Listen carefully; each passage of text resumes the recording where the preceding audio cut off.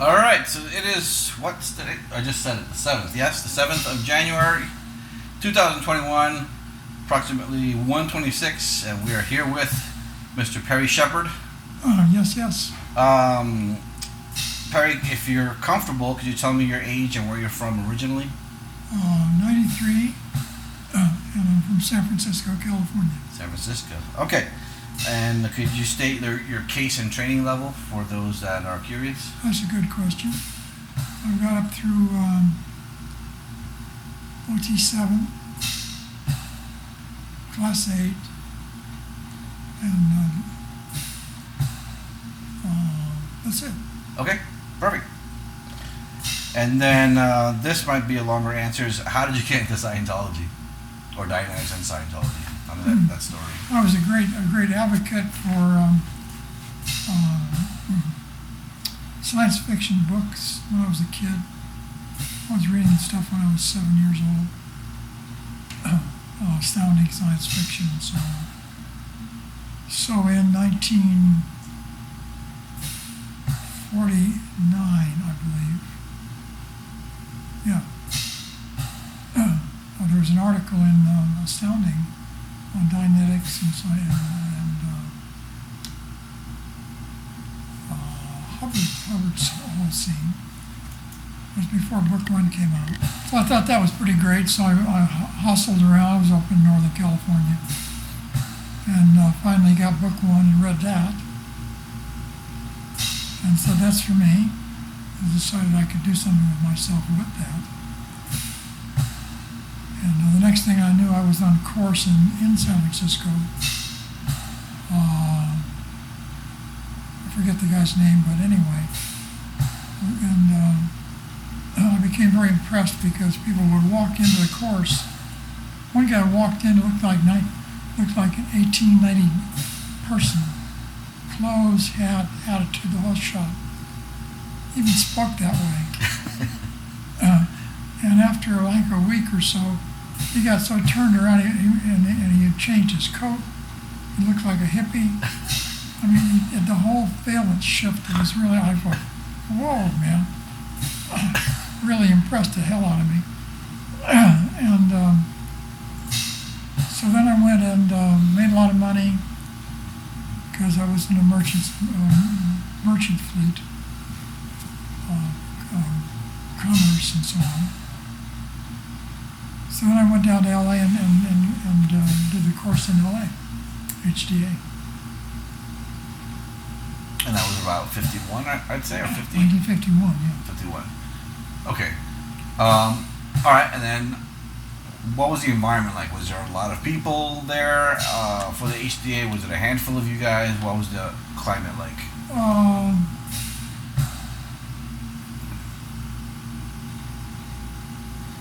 There was quite a few people floating in and out.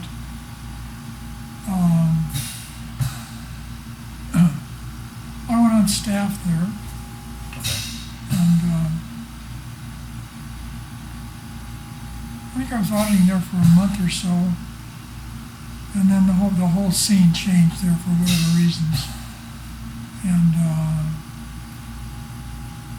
then I was out of there because they closed down for what I forget now, but they closed the org down now. And he was up in LRH was up in Oakland at that time, and so on.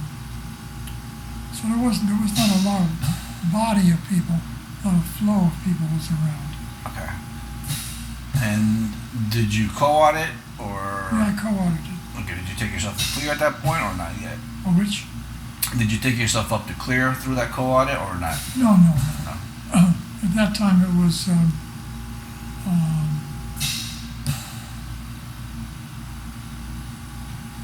Tell me what the hell was it? It was.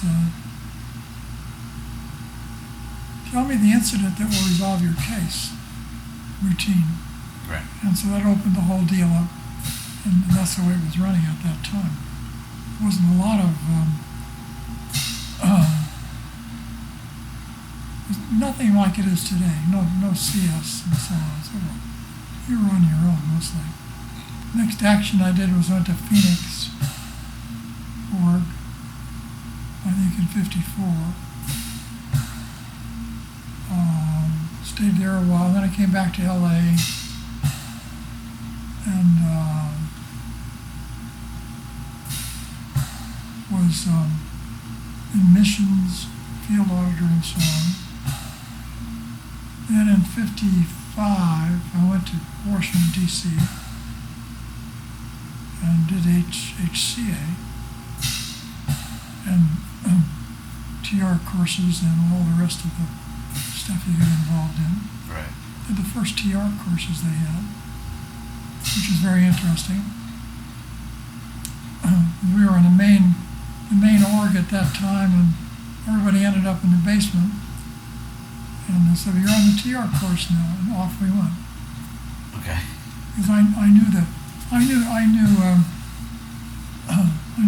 friend of mine had his wife sent a letter to Ron and said, "We're following everything you're doing, but you're not telling us how you do it and what you do.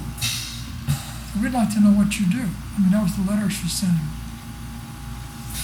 So we sent a letter back to her and said, "There's a new course for you, all of you guys." That's where the TRs came from. It was amazing. It was one thing after another. You're right. So people weren't able to do the TRs, and somebody queried him, like, "What are you actually doing?" He's like, "This is how I do it." Well, yeah, there were no TRs at that time. Right. But then there were. We put them in. Gotcha. This is Washington. What was your post? Student. Just a student. Okay. So you weren't on staff. No. Okay. Gotcha. What was your post when you were in Phoenix? I was a student. Also a student. Yeah. Okay. All right. So Washington, you guys doing the TRs? And processes too. Yeah, because I was on the HDA, they would do everything. We were running OT processes and different things, Okay. Did you at any point wonder how it switched from, this book one, which is supposed to be the answer, and it's creating clears and it's prenatals, to now we're talking about other things? Was there an explanation for why Dynamics didn't deliver, that you had to now create other processes, or was that just kind of like washed over? When I did the HDA course,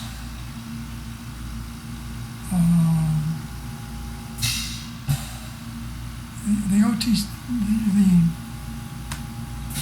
I have to think about this one. Okay. What came up was the whole Theta universe of operating that way. And I became very curious at that time. I was asking all kinds of questions all the time. About Mr. Curious I was. And it was very interesting because what I found out was that people had all kinds of different perceptions, and I didn't. So that hooked me into it even more. So Because you wanted to develop them? Oh yeah, because I wanted to find out what they did. Right. And so it was just an education for me to wake up. Because when I read the book all the way through, it took me a long time to read the book, about a month, when I first read it when I was in Oakland. So basically, we're running dynamics, but also getting into the Theta side at that time. As far as Scientology was concerned,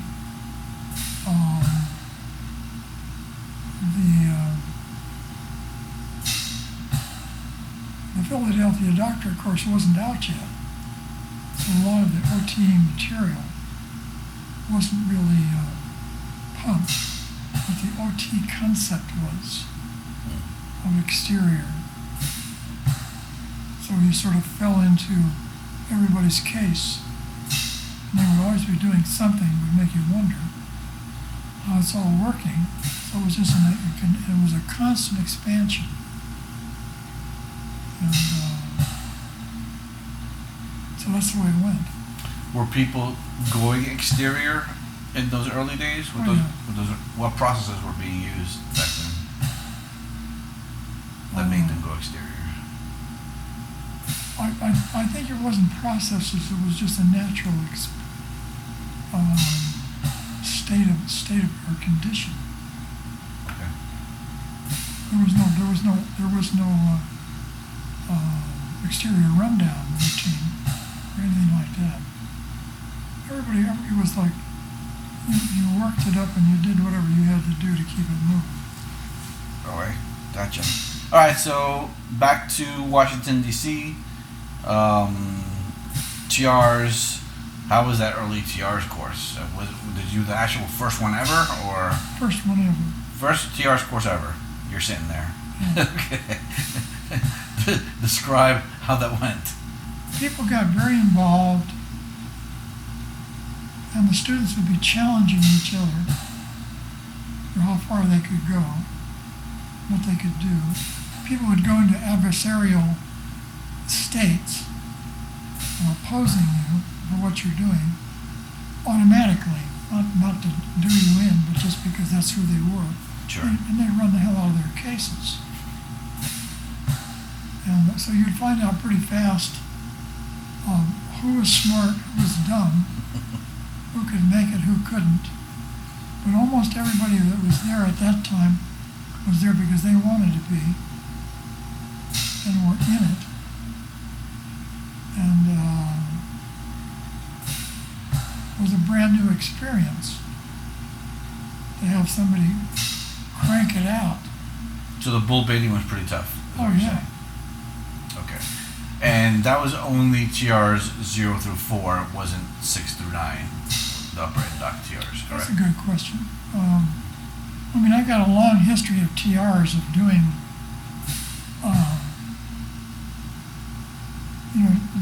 doing long hours TRs, and then getting somewhat confused. So these were all sitting down. They weren't ambulatory where you're dragging each other and look at that wall, walk over to that wall, that kind of stuff. These are the original. Well, there was some ambulatory walking around. Oh, interesting. Yeah. But the formality of it wasn't that organized Okay. at that time. In other words, you didn't have it all written up at that point. This was, I don't know, the course started, I think, 2 weeks after she sent the letter to Ron. So it was brand new. I mean, Right. everybody was brand new for everybody. So it's kind of like just give you a slip of paper with instructions and Yeah, like and go for it. go for it. What was your biggest win from that course? The TRs existed, that there was an organization to structure the technology. And doing the TRs brought your confront up to what you needed to do. First, I want to ask you, you said you went cleared in about 68, 69. Can you describe what that was like for you? As I recall it, it was one of those deals that would say, wow, okay, that's nice, that's interesting. What else is new? Routine. And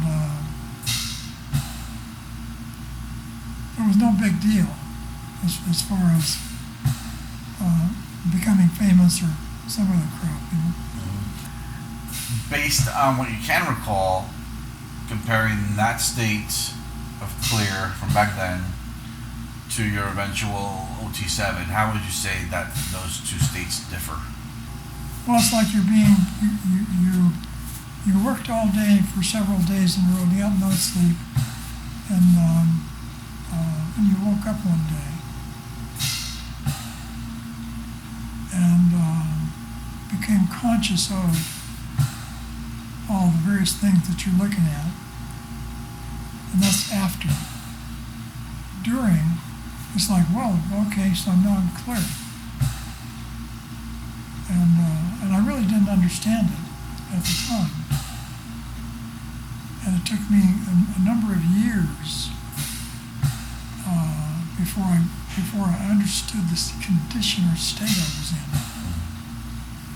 Because at that time was a black 5. You know what that is? I do. Yeah. And didn't even know that.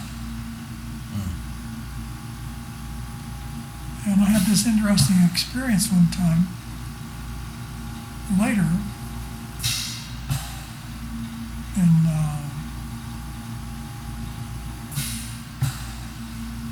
my time track is kind of screwed up a little bit. That's fine. Okay. So later on, I discovered with some seriousness that other people had perceptions, even though I know that there was sound, smell, taste, and all the rest of it, 72 perceptions and all this. But I didn't understand it because I didn't have any of it. It was a blank. No sound, no pictures, no smell, zip. You're referring to as you recall things. Because in the physical universe, you actually perceive, I'm sure. Oh yeah, I mean, I'm very good in PT. Right, as recalling. Anyway, I was talking to this one guy, and he told me, I said, "How are you doing?" He says, "Fine. What are you doing?" So on. And I was talking to him, and I thought to myself, I'm going to ask him about his perceptions. He was a student over in Berkeley for some reason. So he says, "Oh yeah," he says, "I have good perceptions." And I says, "Really?" And he says, "Yeah." And I said, "No, I want you to mock up your car." He says, "Okay." And had a Ford. And I said, "I want you to put the street sign wheels 3 times bigger than they are."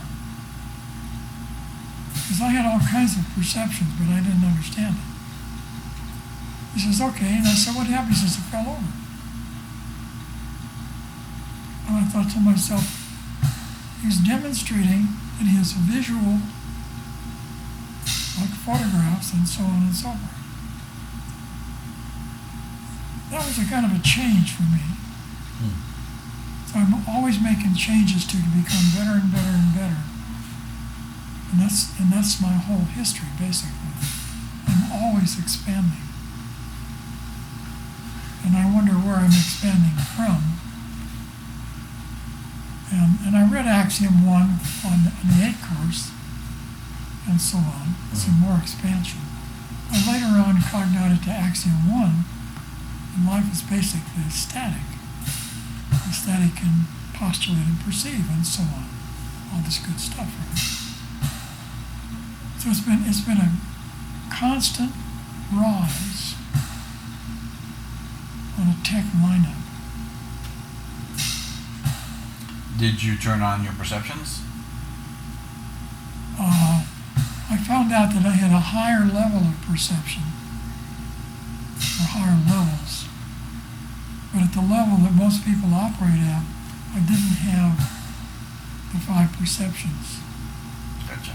So it made a difference. It made a difference in my reach and my ability to audit, too. It made a lot of difference. So sometimes I couldn't tell where the hell I was on the bridge. But I'm constantly growing all the time. Yeah, so Axiom 11 is as isness, alter isness, and not isness, right? So if you're clean in an area, you're going to get the as isness of something. You're going to look at your PC. You're going to look at a new piece of tech coming out. You're going to look at the apple on the table, and it's an as it is. And you alter it a little bit. You don't like the color of it; it's too green, and you like red ones. So you alter the mock-up.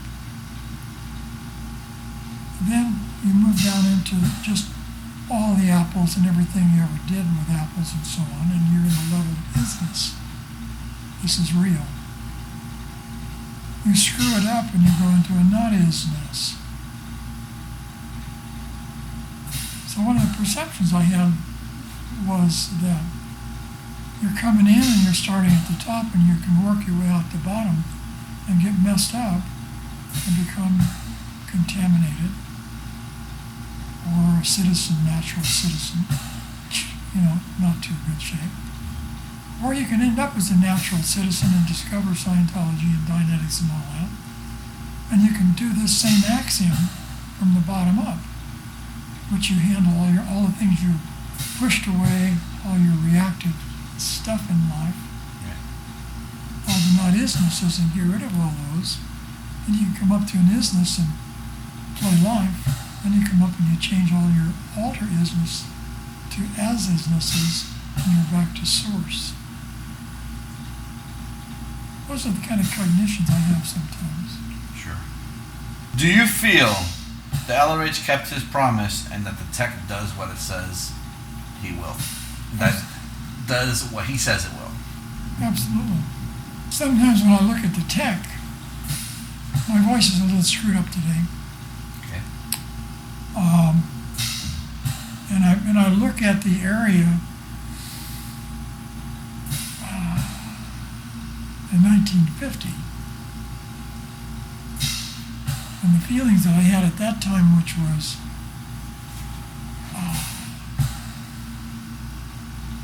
life opens up. Here's the way to go. And if I'm not careful, I can feel it right now. Mm-hmm.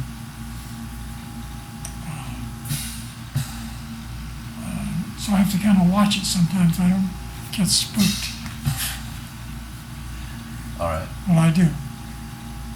So anyway, as far as Ron is concerned,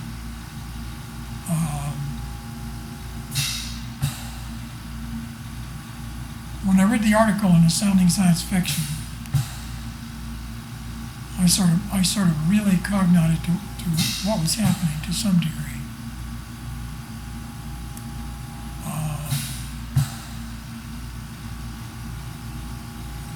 And I could get who Ron was and connect. And it's been that way ever since. I really didn't ever meet him in person until I went to D.C. in 1957. And actually spoke to him. Otherwise it was all on tapes. Because the briefing person's got 700 tapes, plus a whole lot more and so on. So you get to know everything about somebody, or to a large degree.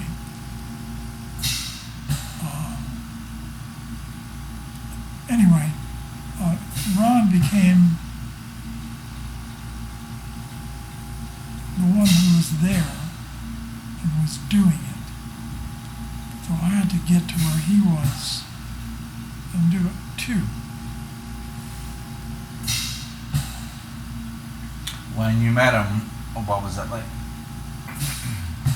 It was a great experience. It was, I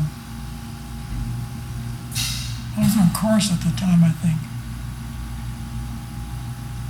And there was a bunch of students, and everybody was going to lunch, including him.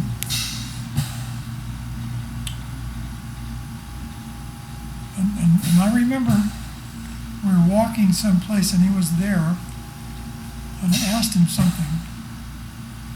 I mean, here's God in your backyard, you know.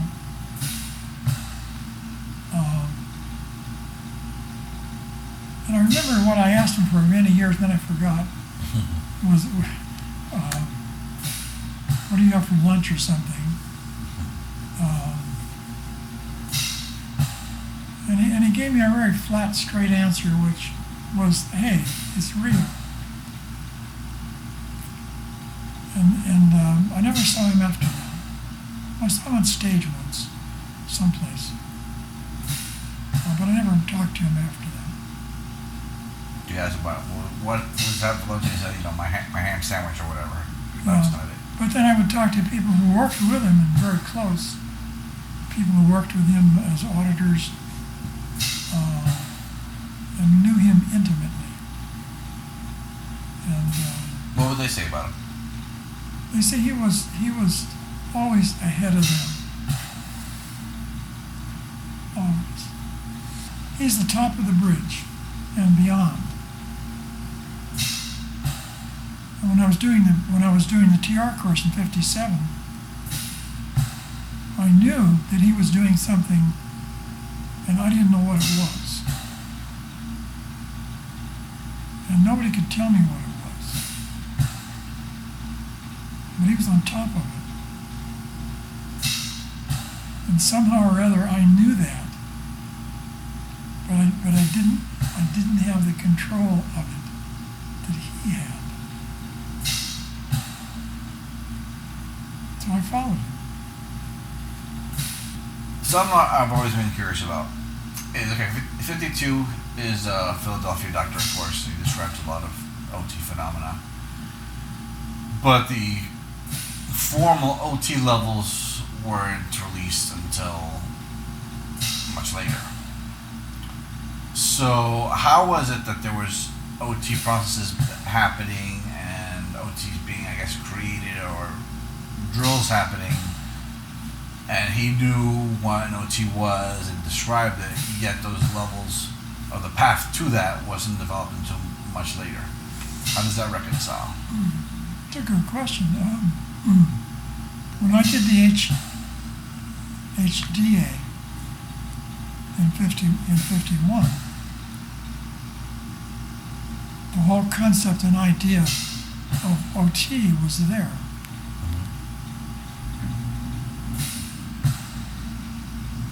And can you function exteriorly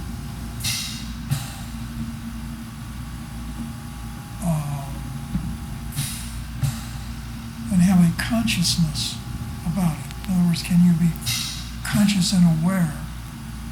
You can know about it, but can you be it? Right.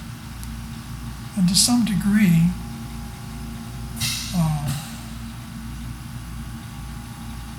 running some of the processes of gold balls, which was a great number, you'd create gold balls and do funny things with them, was easy to do. But the comprehension of what you were doing wasn't. I don't think I've actually looked at when exactly the various steps came into the public domain.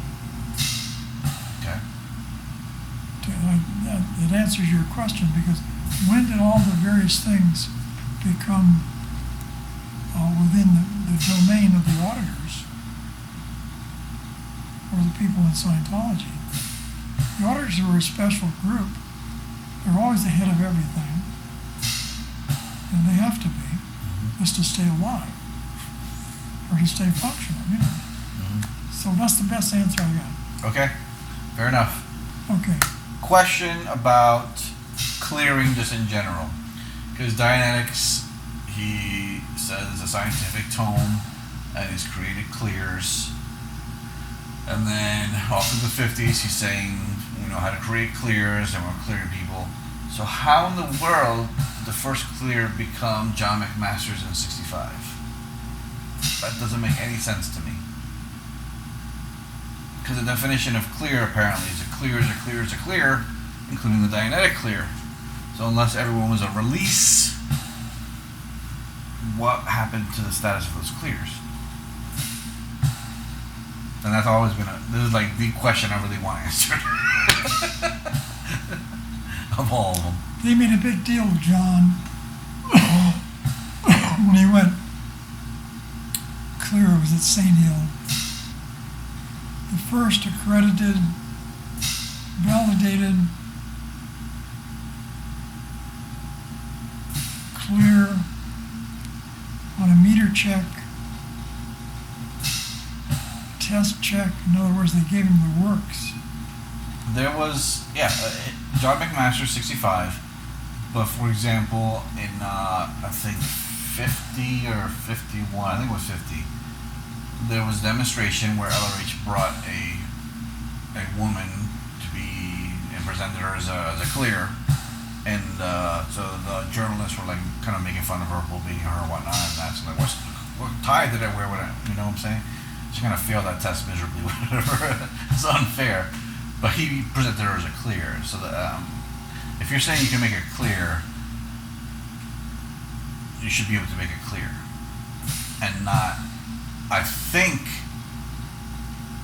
person's a clear, or I think we're making clears, and then 15 years later, it's like now we have our first one, because what happened to all the people that ostensibly went clear in those 15 years?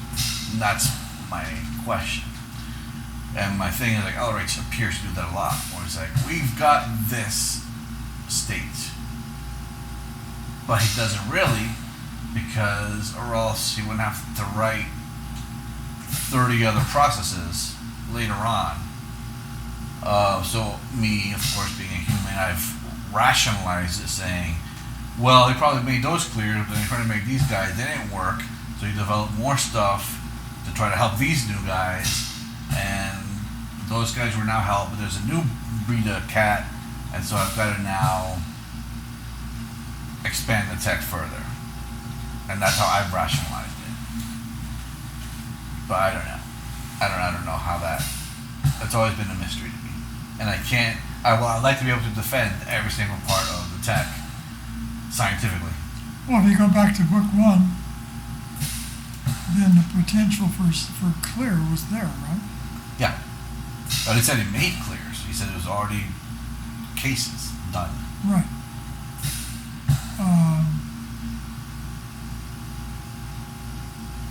There was a clear state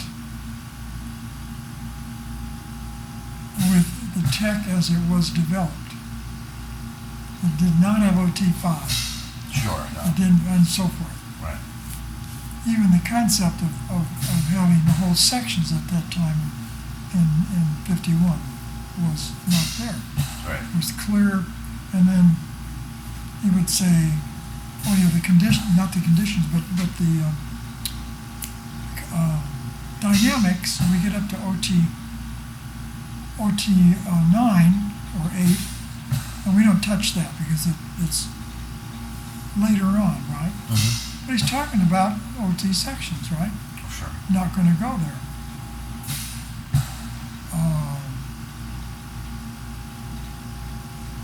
John could do everything personally that was expected of a clear. And what I get would be that somebody could go clear and they could still have shit dripping off the side of their cheek or something. Mm-hmm. I'm being nasty here. Sorry. They could still have problems or manifest low tonedness or various phenomena. But from what I understood, they gave John the works. They checked him on a meter, plus and forward, mock-up, unmock-ups, and so on and so forth. The whole number was what I got at the time. Okay.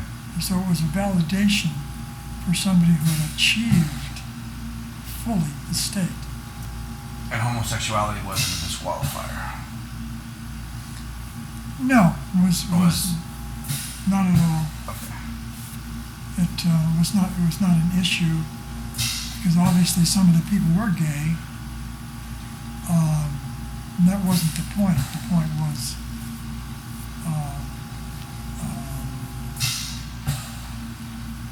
it's an aberration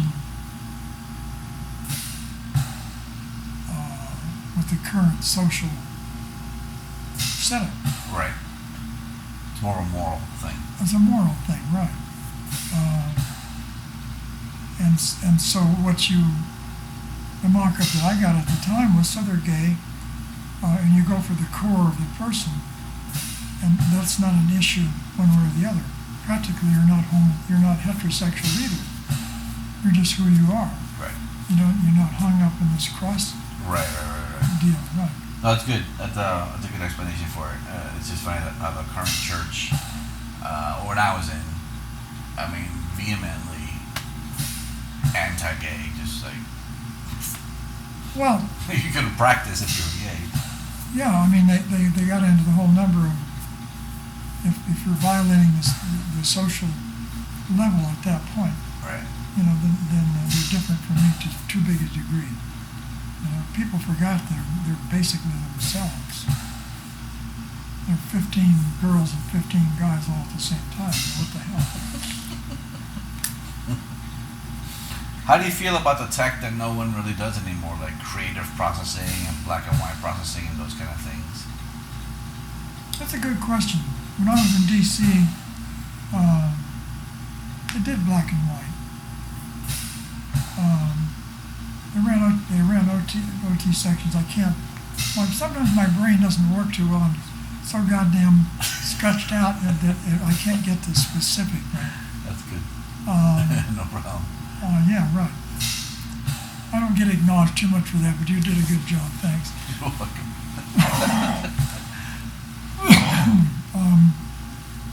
Give me the question again. How do you feel about the tech that no one really uses anymore, like black and white processing, creative processing, things like that? The golden balls that you mentioned, to go exterior. It was too high a gradient at the time for the people, for the level that they were at. They couldn't fully comprehend gold balls in 51. So they're jacking around with it and dunking in a coffee cup to see if it would disappear some shit. But if you take the gold ball and say it's a mock-up process at a certain level, and you're doing it, and you can change its color, its size, and you can make it as big as the room and cause everybody to disappear or whatever. It was too high a gradient as far as I could see. People couldn't do it. They couldn't comprehend the fact that they could create an apple in their hand and say to somebody, taste it. And the person would say, I don't like the particular taste of that apple. And you say, good job, Brad. But to some people, you would do that and they would just look at you and they go, okay, I did it. And they were not at the level. Sure. But I did that sometimes. A good example would be mock-up processes. When it first came out, Ron would say, well, mock up a tree, change its color, change its size. And some people could do it, and some people couldn't. Why? Because their case level wasn't up to the point where they could have that themselves as a reality. If you move it up to Axiom 1 and say, well, the PC or pre-OT is operating at a level of Axiom 1, then life is basically static, and the static can postulate and perceive. And you say, wow, can you postulate and perceive a tree? Yeah, you can. There's a tree. Can you experience it? Yeah, more or less. Right? Can I be the tree? I can be, do, or have it.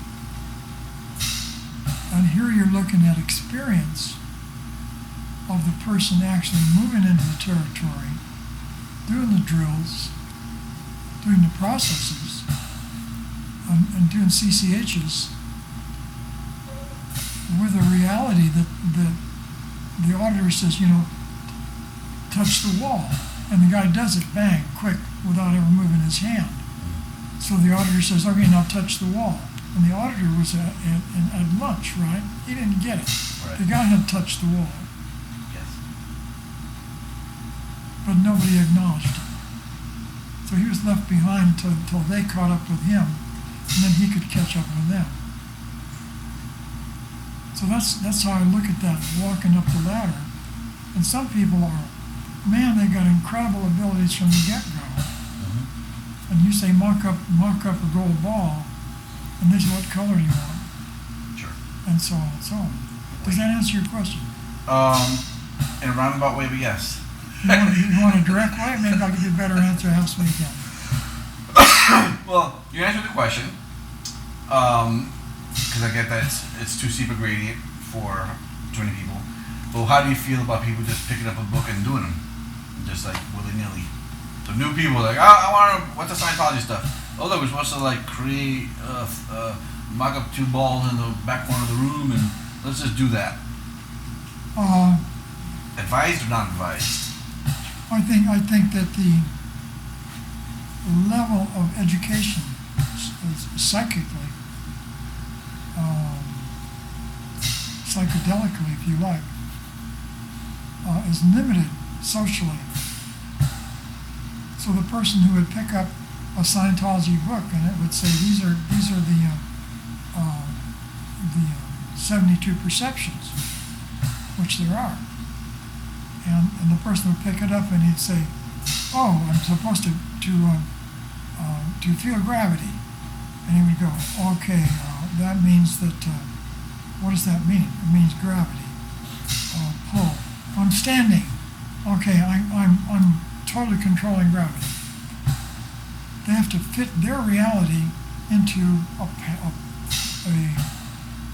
level. So if you say you can be exterior to George, and you can go in the other room and tell what time it is on the clock, and why don't you do that right now? And the person says, what do you mean? Doesn't get it at all. So it would explain the whole entire bridge this way. But probably the average humanoid would not be advised to just start creative processing then. Yeah. So Okay. to some degree, it was a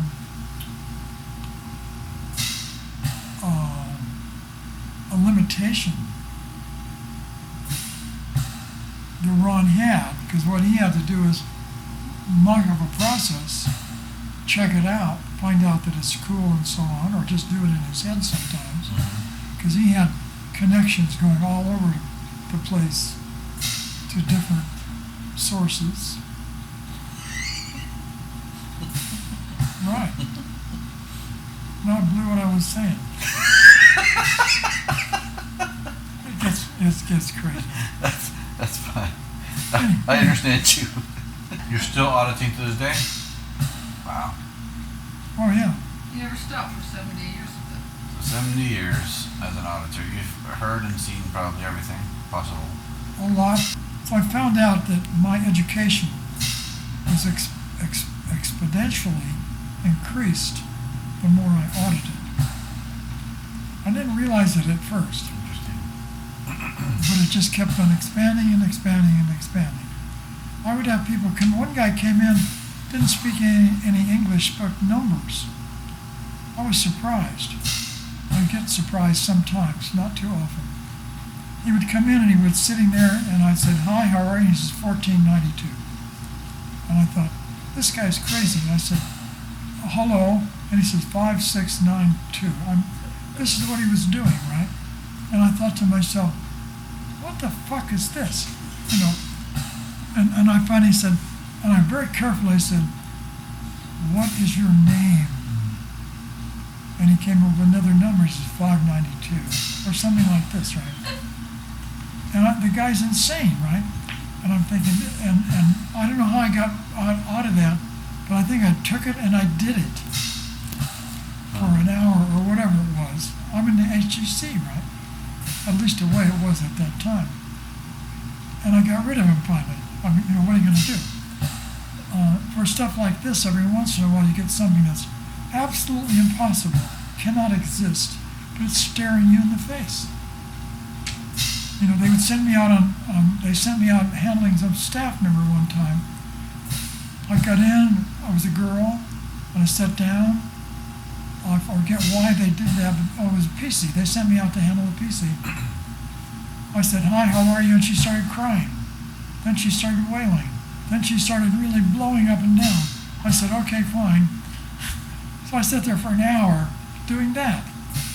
So after a while, you get to say, well, it's whatever is in front of you when it's in front of you, and that's what you're handling.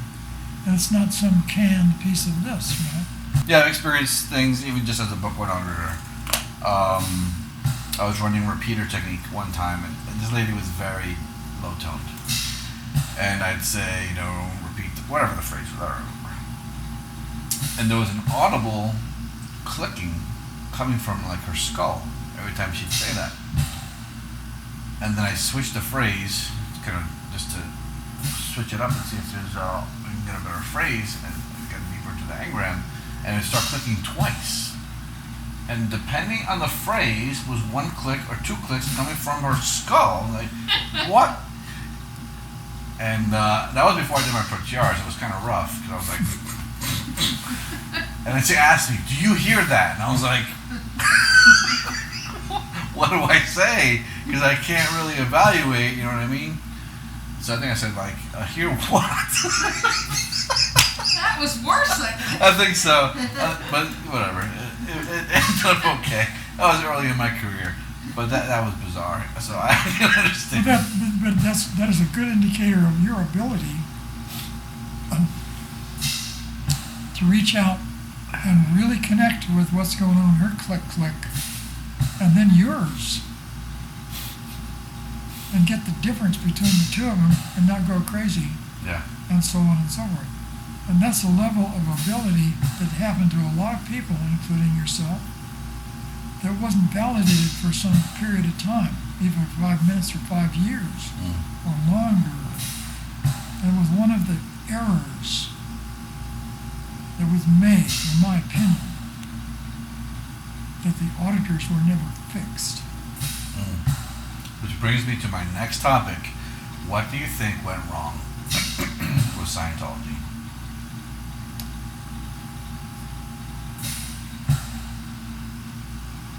Well, I may have just answered it in front of your question, but one of the reasons that I think it went wrong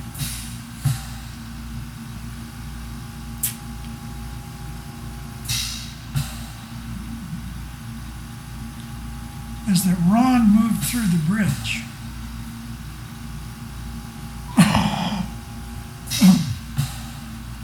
Because I was always looking to see where the hell did he get this from. And what I got that he did, he followed the stuff that went on in his universe initially, first. He carried out through the parents, through the wartime, through the events and so forth, all the stuff that he wanted in China, all over the planet, all the stuff that he did.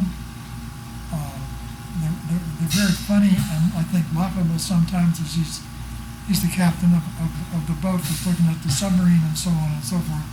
And all the stories that he had the ability to create and mock them up. Many, many, many, many different things. I'm not going to get lost here in a minute. See, I don't talk to people this way usually. Because they require me to stay sane and to stay on the same track. That's all I'm saying. People would make the gains.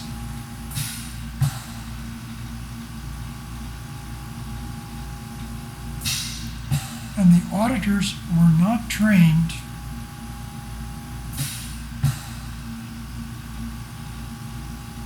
to at least be trained in recognizing the winds and the change in state. And when the PC wins and you're busy thinking of what you're going to do next, you fucked the session up and you blew the session basically. Because the PC will pick it up, they did not get understood.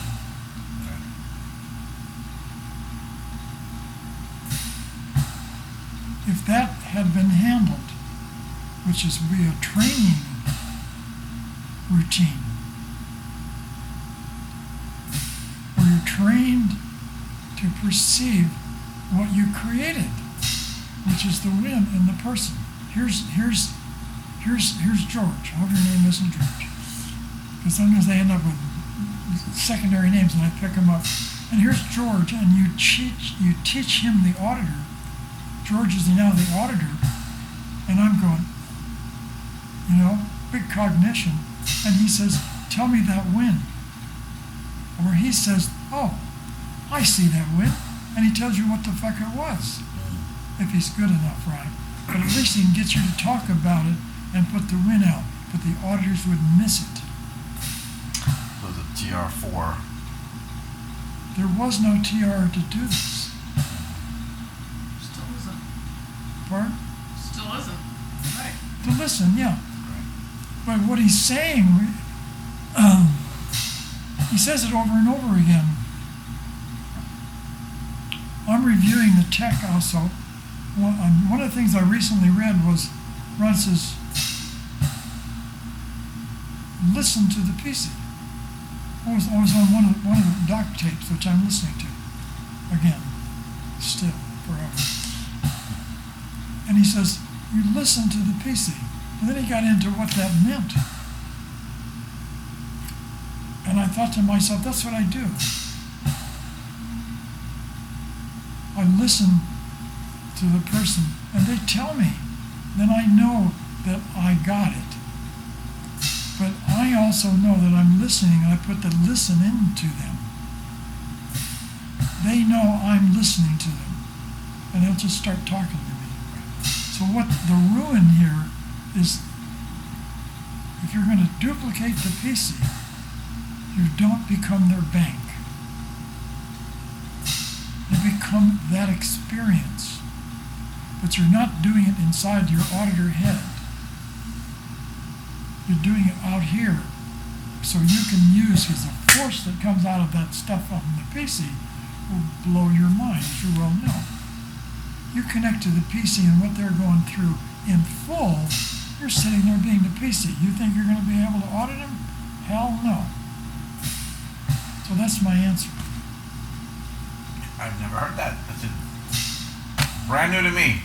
Thank you. That's my view. Yeah, no, that's good, because everyone blames Miscavige or says it's this or is that or some kind of tech particular thing. Let me finish the thought. Okay. No, I got it back. I hope everybody loves this, whatever it is. Yeah.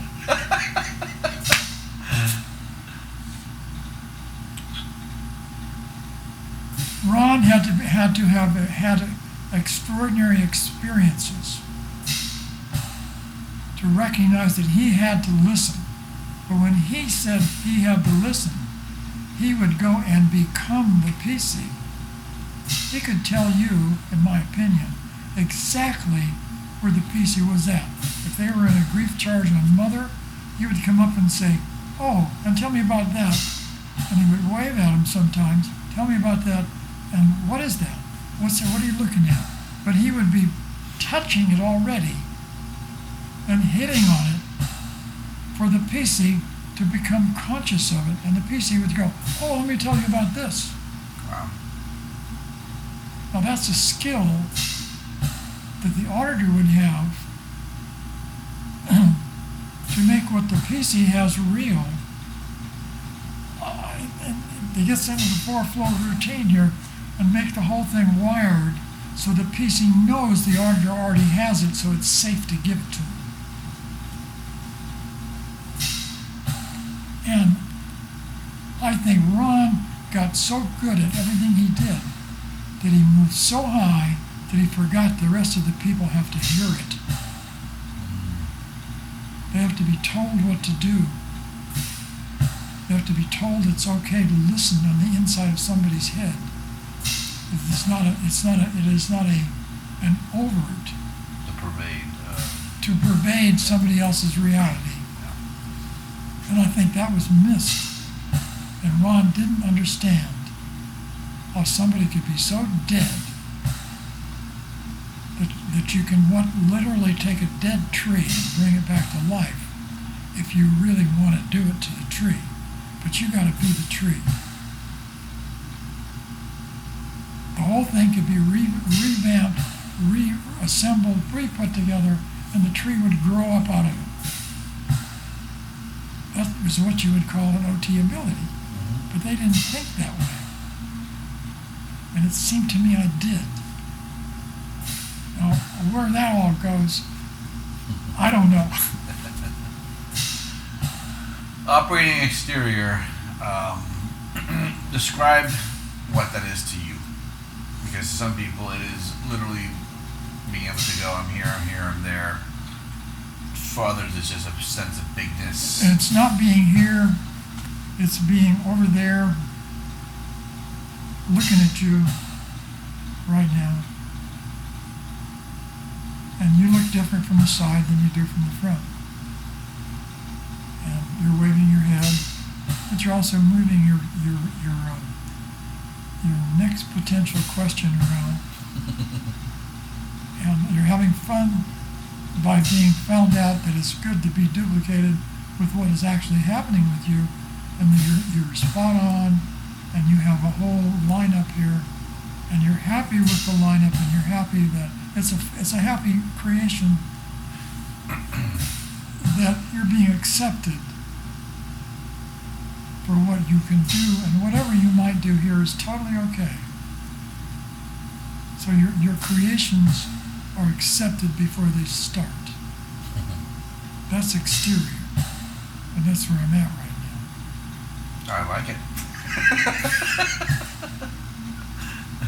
And when did you first acquire that this lifetime?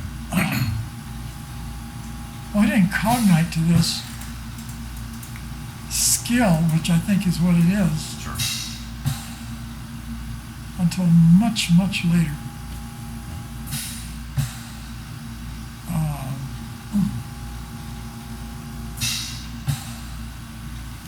And I went through a whole lot of courses and processes and the L's, and Pierre gave me the L's.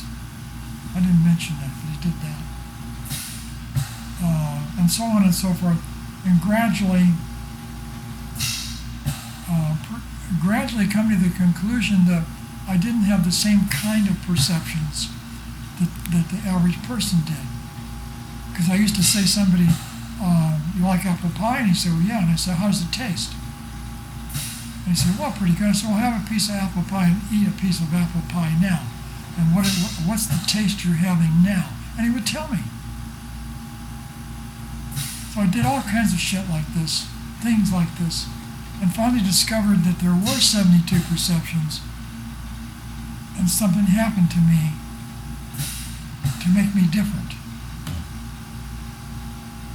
And here I'm again not answering the question because I forgot it. Say, what am I answering?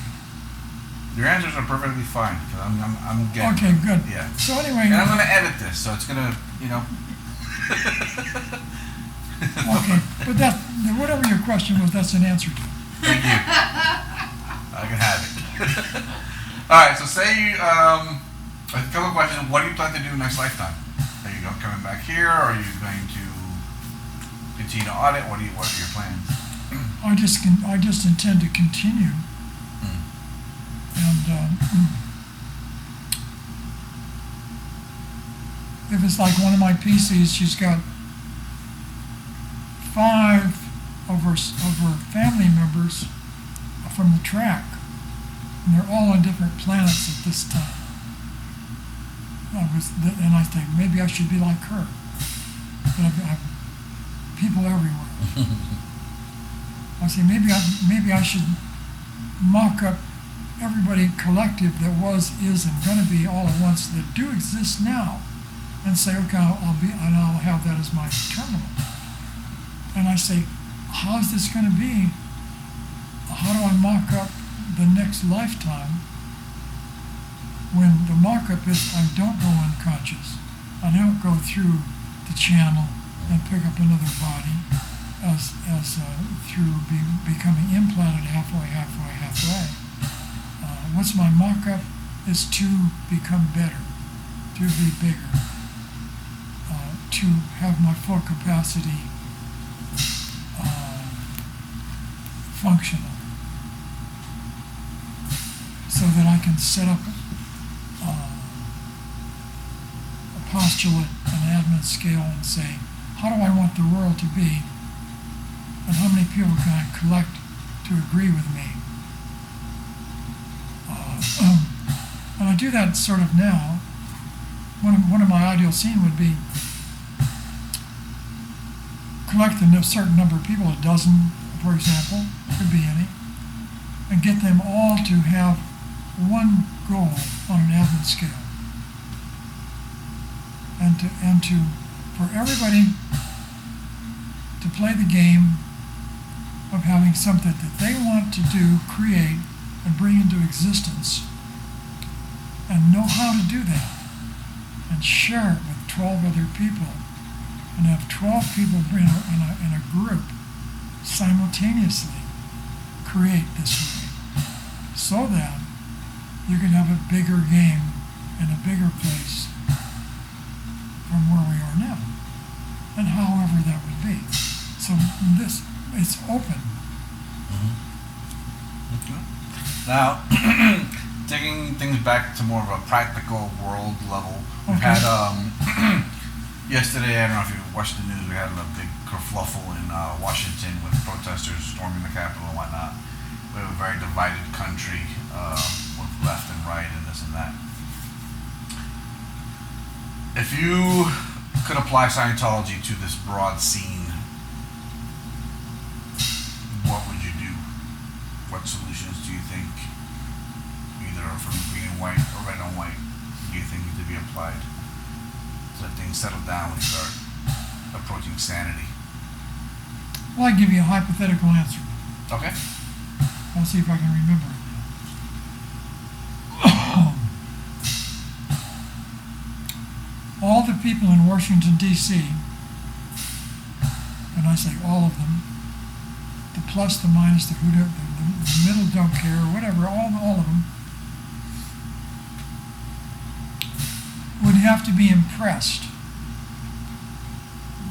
with something that they could be impressed with. In other words, that they something, an event that could occur that would impress them to such a degree that they would all stop, take a look at the way it is, and come to a conclusion as a group. All 100,000 of them, or however many there are. The number doesn't even matter. But the size does, because Washington, D.C. is of a certain size. And to form a group here in L.A. with however number of beings it would take to take over Washington, D.C., Washington, D.C.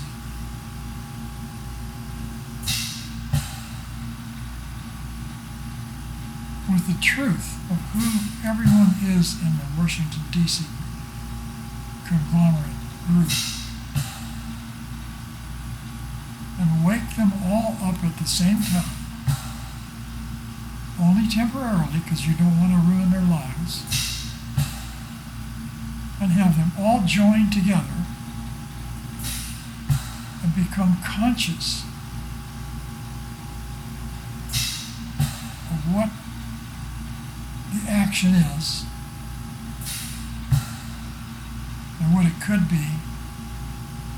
In other words, the way it's been, the way it is, and what could be. Time, place, form, and event. And wake them up to the fact that they have to change, basically. They're not changing their valences. They're not changing the public. They're not changing Trump, anybody. They're just changing themselves. And they would all cognite that they would change the scene. And they would become conscious that the recognition of it, they would be curious. They would have to know. They would have no possibility of not wishing to know. And the route out, even it may not be totally fixed yet, but it would be there. It would be the route out to themselves in their biggest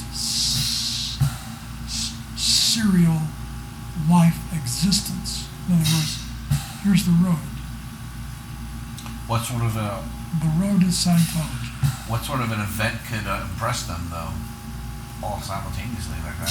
Then the people that I would create here would be 25 people who would go full OT. And I don't mean body OT. I mean OT as we imagine it to be. The early day OT with full perception, full control.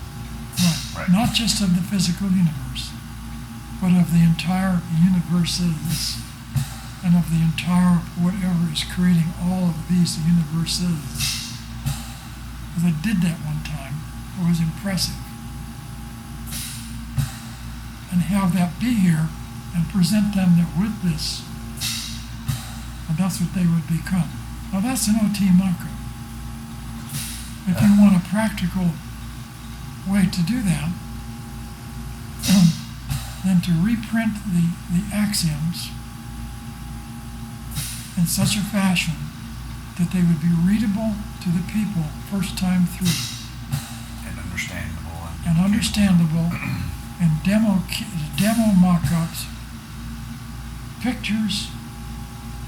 If they couldn't hear, there would also be verbal and sound on a magic speaker that would suddenly appear above Washington, D.C. That'd be impressive. Everybody would get educated to the truth of what and who they are, and they would pick it up and run with it, and go with it, and expand with it. So it would be unstoppable. So it would have to be a spiritual experience. I think so. Yeah. Because they have their entire track, they're running around with it. Right. Full dramatization. They got the last 2,000 years of impact from every kind of suppressive you can think of, and everybody else that's on the downside pushing down. Here we go, where this is all survival at the bottom, and so on. And all of that would have to be changed. That's a big endeavor. I see that as a possibility if the Scientologists come together. And what you're doing, for example, is on that road. But they have to be made aware consciously that they have this themselves as their original basic. Because one of the cognitions I had was, oh, Ron told me what basic was OT1, OT2, root 1, root 2. But that's not the basic. See, you think about it just now, and you say, oh, there it is. How the hell am I going to get that across? And you know what it is, but there is no agreement yet. At least not without psychedelics or So I would that's what I would present. It's a little hard to present it sometimes, because normally when I'm talking to somebody who's interested, Scientologist, and I start to do this kind of a rap, and what comes up, the room becomes full of masses and pieces and broken pieces and broken pieces. When you broke piece, of person is broken. The whole number is this. This is a gigantic 3D puzzle, man, that's filled the room full of it, and I'm trying to get it through, and it's hard, because then I have to say, I'll throw a piece over there, maybe that'll get there, and so on. So what we're handling is a room full of stuff. And to acknowledge that and say, okay, fine, grant that beingness, and I'm going to throw them a kernel. So I always carry this with me, and I never knew why and how until recently. That I have this intention that's carried me through all kinds of shit since I was a kid. When I first got into this in the Catholic Church, and really got blown out. And Scientology picked it up, and I picked it up, and here we are. Awesome. Now, is there any question I should have asked you that I haven't? Or anything else you want to talk about? That's a good question. Just this. Not a question, but a statement. I see you're on the road of going where I'm talking about to everybody. So am I. I have not quit. I'll never quit.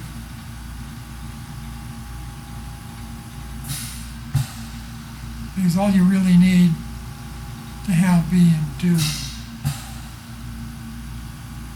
is that you are the truth. So any question that you have to ask me would be, and this goes for everybody, What's your next step? Can I help you? Can I join with you? Can I cause it to become real? Yes. We all can do that. We can ask everybody, where are they going? Do they want to get there? Have they already started and got stopped? All these questions are all available to help become who we all are. Rock on. Thank you. Now, I asked Bob to do this. I think I'm going to ask every Scientologist to do this. We've lost a few people along the way for whatever reasons. And I think as these spread, they're going to be watching these because there's just going to be an endless curiosity as to what the heck is happening with this activity. So, look at the camera and just give a message right here to those who have given up, to those who've fallen off the bridge, to those who have become disaffected and been like, I'm done. What do you want to say to them? Well, to all the beings, whatever form you have, whether it's human or non-human, or any other form of consciousness, but primarily to human beings, as we're talking to people too, that you have the truth, you have the way, and everybody who's listening to this, be a Scientologist, a Dianeticist, a religionist, or this, an ism, that, or whatever you are, we are all on the road to bring the truth fully out so everybody is free to be, do, and have everything you want to be, do, and have. So we're all behind it. I'm behind it. I'll never give up. I invite you to come back into looking for yourself fully and totally, because now it's here for you to find and to become aware of it and move on to your own future and your own goals and the way you want existence to be. And when I say existence, I mean full existence for everybody. So I thank you very much for listening.